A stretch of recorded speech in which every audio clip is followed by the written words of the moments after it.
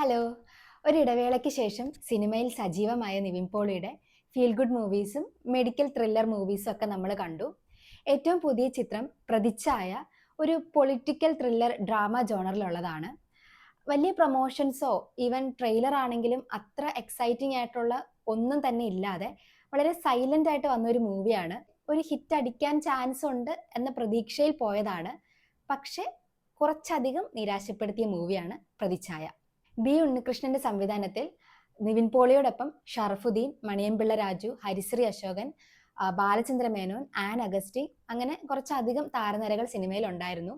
പക്ഷേ ഈ കാസ്റ്റിംഗ് ഒന്നും സിനിമയെ വേണ്ട രീതിയിൽ ശക്തിപ്പെടുത്തിയില്ല.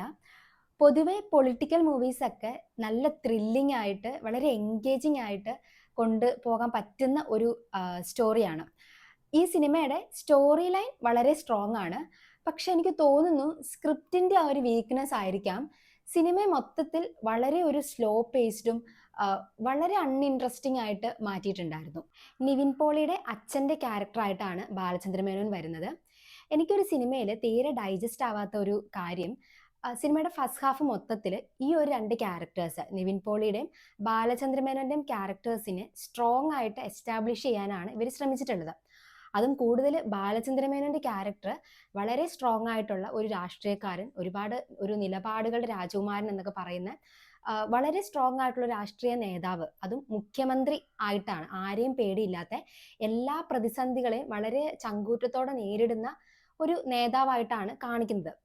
പക്ഷേ ഈ ഒരു കറന്റ് രാഷ്ട്രീയ സിനാരിയോയില് വളരെ കോമൺ ആയിട്ട് വരുന്ന ഒരു ആരോപണത്തിൽ അദ്ദേഹം മൊത്തത്തിൽ അങ്ങോട്ട് ഇല്ലാണ്ടായി പോവുകയാണ് മാനസികമായിട്ട്. അപ്പോൾ ഇത്രയും നേരം ഇത്രയൊരു ഫസ്റ്റ് ഹാഫ് മൊത്തം അവർ ആ ഒരു സ്ട്രോങ് ആയിട്ട് എസ്റ്റാബ്ലിഷ് ചെയ്തത് എന്തിനാ എന്ന് പോലും നമുക്ക് മനസ്സിലായില്ല. മറിച്ച് വളരെ സ്ട്രോങ് ആയിട്ട് എസ്റ്റാബ്ലിഷ് ചെയ്യുന്നതിന് പകരം സാധാരണക്കാരുടെ കൂടെ നിൽക്കുന്ന വളരെ ഇന്നസെന്റ് ആയിട്ടുള്ള ഒരു മുഖ്യമന്ത്രിയായിട്ട് കാണിക്കുമായിരുന്നെങ്കിൽ ഓക്കെ, ഈ ഒരു ഫുൾ സ്റ്റോറിക്ക് ഒരു ലോജിക്കൽ റീസണിങ് ഉണ്ടാവുമായിരുന്നു.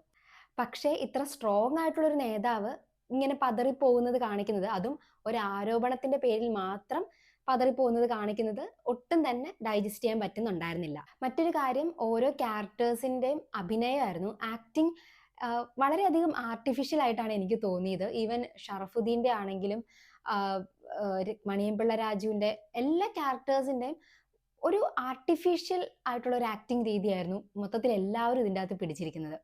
അത് സിനിമയെ പെട്ടെന്ന് നമുക്ക് ബോറടിപ്പിക്കുന്നതായിട്ട് തോന്നിക്കാൻ ഒരു വലിയ റീസൺ ആണ്. നിവിൻ പോളിയുടെ വൈഫിന്റെ ക്യാരക്ടർ ചെയ്ത ഫീമെയിൽ ക്യാരക്ടേഴ്സ് ചെയ്ത എല്ലാവരും അത്യാവശ്യം നന്നായിട്ട് ചെയ്തിട്ടുണ്ട്. അത് നിവിൻ പോളിയുടെ വൈഫിന്റെ ക്യാരക്ടർ ചെയ്ത ആളാണെങ്കിലും നിവിൻ പോളിയുടെ അമ്മയുടെ ക്യാരക്ടർ ചെയ്ത ആളാണെങ്കിലും ഫീമെയിൽ ക്യാരക്ടേഴ്സ് ഒക്കെ അത്യാവശ്യം സ്ട്രോങ് ആയിട്ട് തന്നെ ചെയ്തിട്ടുണ്ട്. ബാക്ക്ഗ്രൗണ്ട് മ്യൂസിക് പല സ്ഥലങ്ങളിലും ഒരു പരിധിയിൽ കൂടുതൽ അരോചകമായിട്ട് ഫീൽ ചെയ്തിട്ടുണ്ടായിരുന്നു.